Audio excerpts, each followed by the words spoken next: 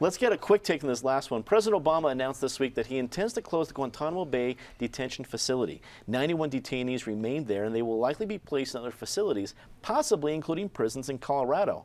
Eric, your quick take on this one about the possibility of maybe some of these terrorists actually being housed here in Colorado. Well, this was one of President Obama's first edicts as president, now 7-some years ago.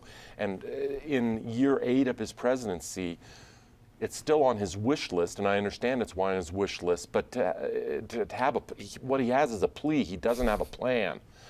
He doesn't have a plan of what specifically and how he is going to deal with these prisoners.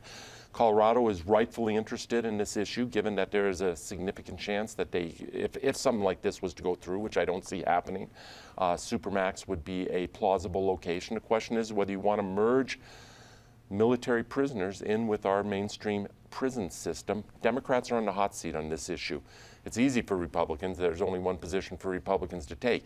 Democrats, the Michael Bennetts of the world, are cross-conflicted, and it's a tough issue for them. Ben, your quick take on this one. Should Colorado have a little bit more anxiety about possible more terrorists being housed in our state? Well, I do think that it's appropriate to close the Guantanamo prison. I think it's an excellent recruiting tool for terrorist organizations around the world. I think that states around the country are right to be apprehensive, but also we do have these facilities. We should have the capacity to deal with these people and treat them as prisoners. And, you know, I see it as sort of a patriotic duty. If we're going to close this thing that's been a sort of black mark on our country, we have to figure out how to make it work, and we should be able to participate in that. I don't think there's a big record of prison breaks, excuse me. Patty, what do you think? Well, people are forgetting just who we already have imprisoned in Colorado. We have terrorists. We have Ted Kaczynski. We've got Blago, the Illinois governor, disgraced Illinois governor. So we certainly have had dangerous characters in prison here before. So if it comes to it, Colorado's going to wind up taking some of them. It does make more sense to use a military-type prison. And let's not forget, say, Hardin, Montana, which was welcoming the Gitmo prisoners. You know, it would be a great economic boon for them, and it's pretty hard to escape Hardin, Montana without looking obvious if you're from that part of the country. So we'll see what happens here, but I think Colorado has to be willing to step up for some of them.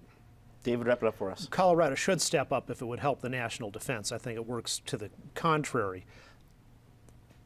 The law, by the way, forbids Obama from doing this. Congressional appropriations have said you can't spend a penny of taxpayer dollars to move these people out of Guantanamo and into the United States.